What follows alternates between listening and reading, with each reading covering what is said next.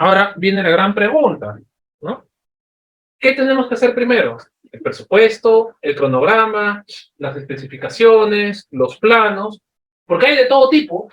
Incluso he conocido profesionales, incluso autoridades, ¿no? Que piensan que primero hacemos el presupuesto y en función de eso diseñamos para que alcance la plata. Y en realidad ahí hay un error de concepción.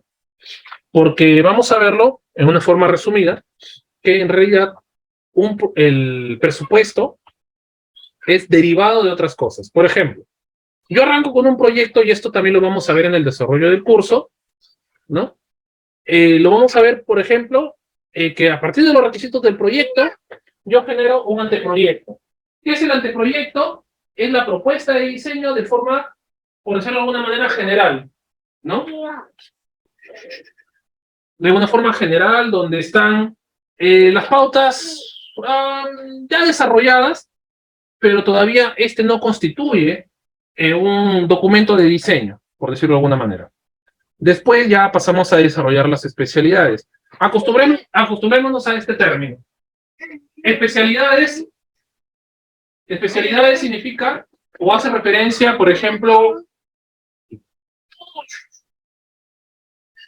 especialidades hace referencia, por ejemplo, a lo que son las estructuras, las instalaciones sanitarias, eléctricas, también, por supuesto, los mismos planos de arquitectura, en un nivel de detalle mayor. Bien, y en función de esto ya desarrollamos los planos, que es lo que vamos a ver en nuestro curso. Bien. Luego de eso, ya hemos hablado de las especificaciones técnicas. Recuerden, la especificación técnica me va a ampliar la información de los planos. ¿Ya? Ojo, en los planos yo no puedo meter mucha información, ¿no? Pongo algo muy general. ¿Por qué? Por ejemplo, en mis planos, por ejemplo, tengo, a ver, ¿qué será? Ya, en mi plano dice por acá, pisos de parquet. Bacán.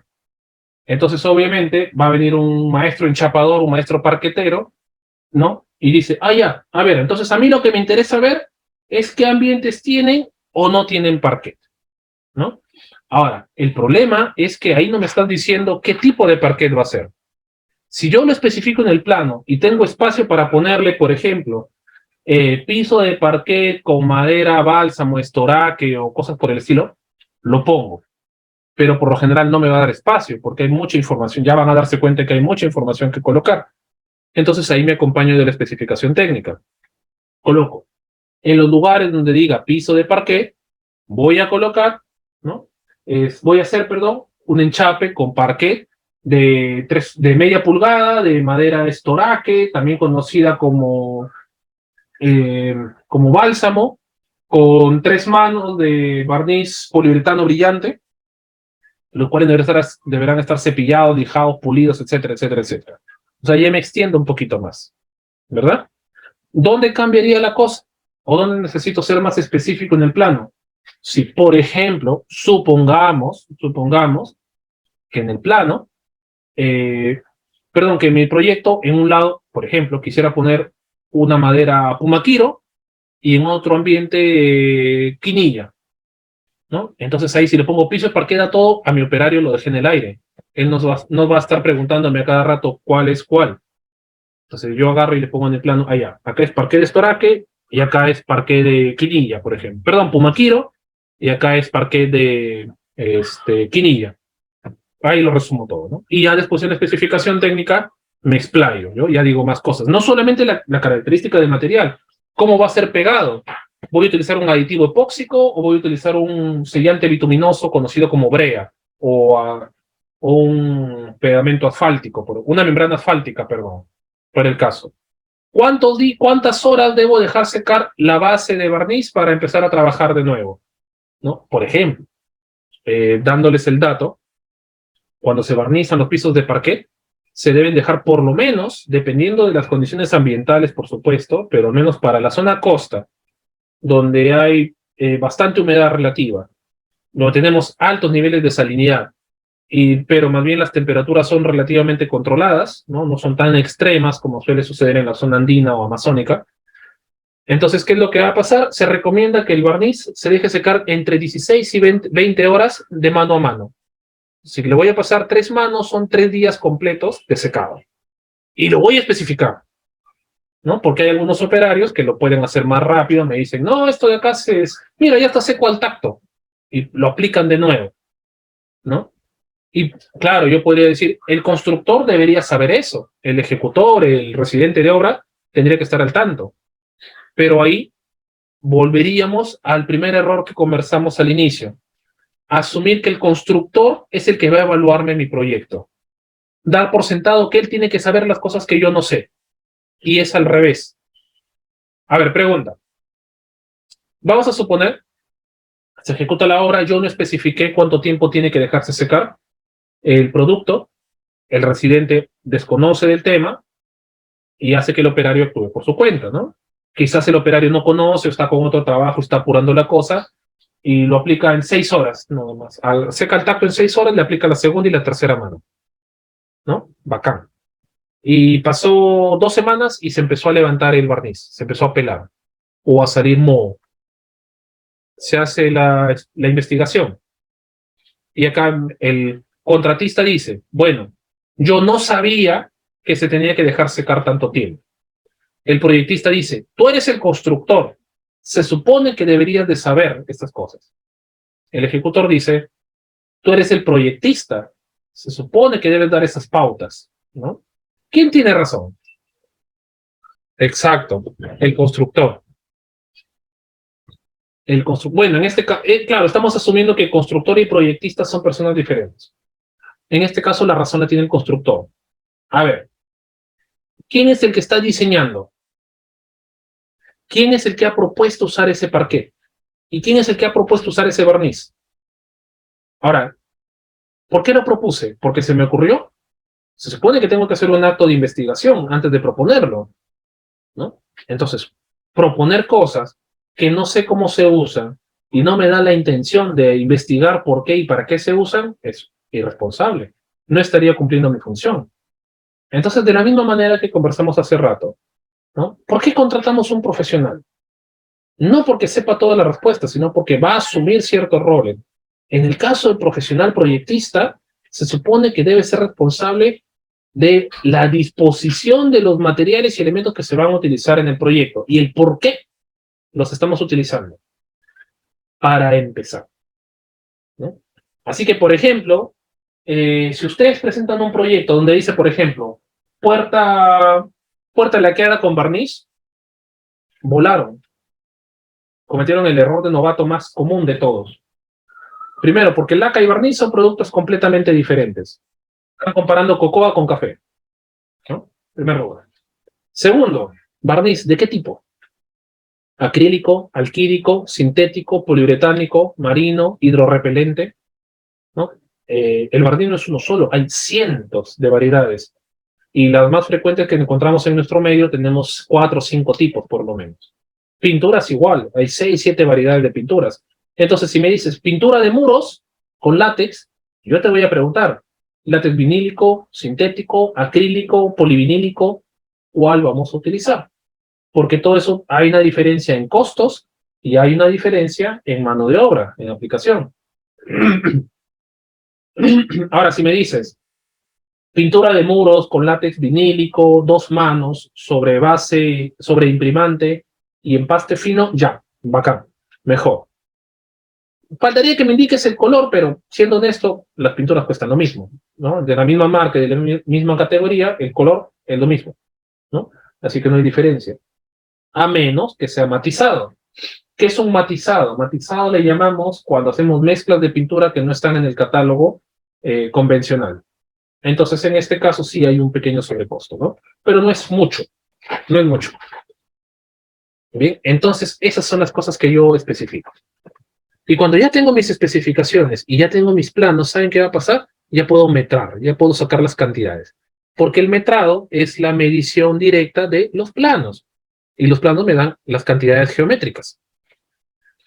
Pero hay un tipo de planos muy especiales a los que vamos a dedicar una sesión completa, que son los planos de detalles constructivos, y estos se aplican para todas las especialidades del proyecto. Los planos de detalles constructivos me van a decir ya de manera pormenorizada cuáles son las características puntuales de ciertas cosas. Por ejemplo, en un plano de planta, si yo veo una cocina, por ejemplo, un mueble de cocina, y digo, ah, ya, ahí está la refri, ahí está la cocina, ahí está el lavaplatos. Esto lo veo en el plano de planta. Pero en el plano de detalle, yo veo, por ejemplo, a qué punto está la trampa, qué tipo de grifería voy a utilizar para la cocina, si el mueble de cocina es un artefacto o es una plancha de cocina, si tiene 4 o 5 hornillas, por ejemplo, si va empotrada o va sobrepuesta, veo si la refrigeradora va a tener conexión o no va a tener conexión de desfogue, para algunos casos que usan agua directa de la red.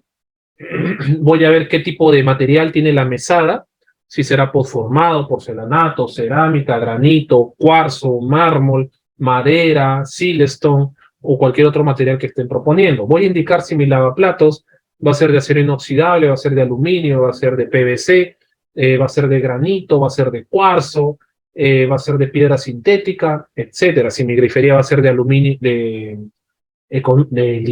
bronce liviano, va a ser de bronce pesado, va a ser de acero inoxidable, sí, en fin, las N posibilidades y características. El detalle constructivo, entonces, es un zoom que le hacemos a un elemento específico del proyecto y la manera pormenorizada cómo detallamos cada uno de sus componentes.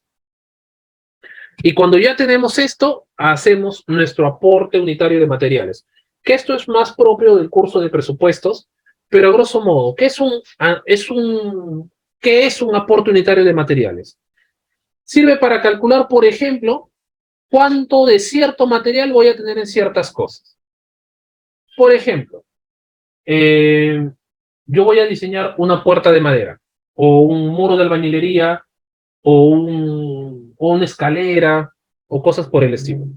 O por último, quiero calcular cuánto me va a costar un metro cúbico de concreto.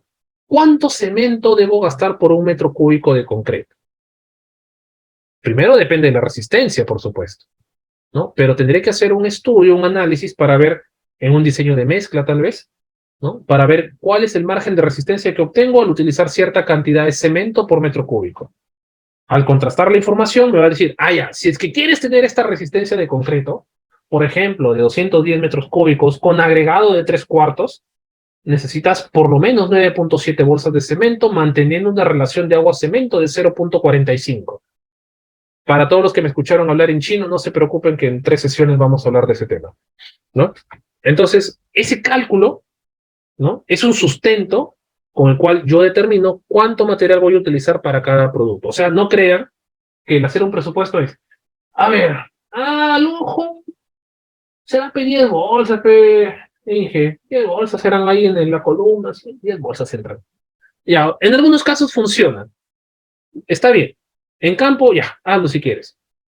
Pero si yo quiero presentar un presupuesto serio con un contrato grande, a grosso modo, tengo que sacarlo de manera pormenorizada, ¿no?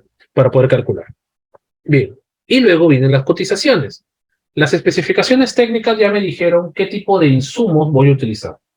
Entonces, como ya sé, ya conozco el insumo, pues es fácil cotizarlo. Ir a pedir una cotización formal en una tienda, en una ferretería, en una tienda por departamentos, qué sé yo, ya es un poco más fácil. Ahora ya tengo el precio de cada una de las cosas. Y en función también de las especificaciones y mi base de datos, yo calculo mi mano de obra y mi rendimiento. Bueno, entonces, acortando la cosa, entre el aporte unitario de materiales, mis cotizaciones y mi mano de obra, yo calculo mi análisis de costo unitario. Repito, esto ya es cosa del tema de presupuestos. Si gustan, les comparto luego un enlace de YouTube donde tengo de mi canal de YouTube, donde tengo un pequeño curso rápido sobre presupuestos. Ahí se los comparto en un ratito el enlace, ¿ya? A los que les interese ver este tema con calma. Ahora bien, cuando ya tengo mi análisis de costos y mis metrados, ya puedo sacar mi presupuesto, mi cronograma, mi costo directo, indirecto, etcétera, etcétera, etcétera. Entonces, ¿a qué quiero llegar? Todo está corriendo alrededor de los planos. Si yo no tengo planos, yo no puedo disponer de otras cosas. Yo no puedo primero presupuestar y luego diseñarlo sobre la marcha, ¿no? Entonces, a veces hay algunos inmobiliarios, por ejemplo, incluso a veces algunos maestros, algunos profesionales incluso, que dicen, ¿cuánto me va a costar mi casa? Ah, ya, mira, tu obra te va a salir para ese terreno tus 200.000 soles y te incluyo los planos. ¿Y de dónde sacaste esos 200.000 soles? Ni siquiera sabías lo que ibas a plantear. Entonces, ¿cuál es la estrategia de este tipo de propuestas? Es, me aseguro el contrato y construyo hasta donde le alcance la plata al cliente, ya sea que lo termine o no lo termine, ¿no? Lo cual, por supuesto, que es cuestionable, no es debatible, cuestionable, ¿no? Y hasta polémico, ¿no? Bueno, en todo caso, en el mundo formal esto no debería pasar.